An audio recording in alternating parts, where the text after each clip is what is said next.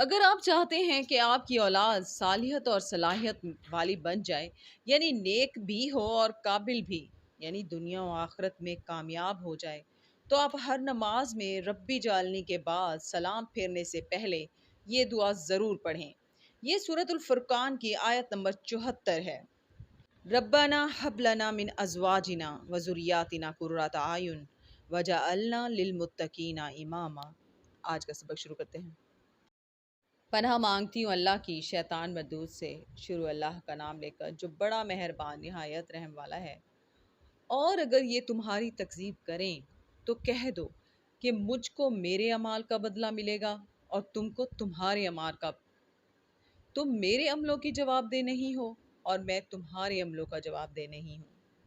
اور ان میں بعض ایسے ہیں کہ تمہاری طرف کان لگاتے ہیں، تو کیا تم بہروں کو سناؤ گے اگرچہ کچھ بھی سنتے سمجھتے نہ ہوں؟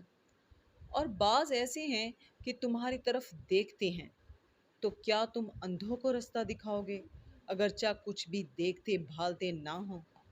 اللہ تو لوگوں پر کچھ ظلم نہیں کرتا، لیکن لوگ ہی اپنے آپ پر ظلم کرتے ہیں۔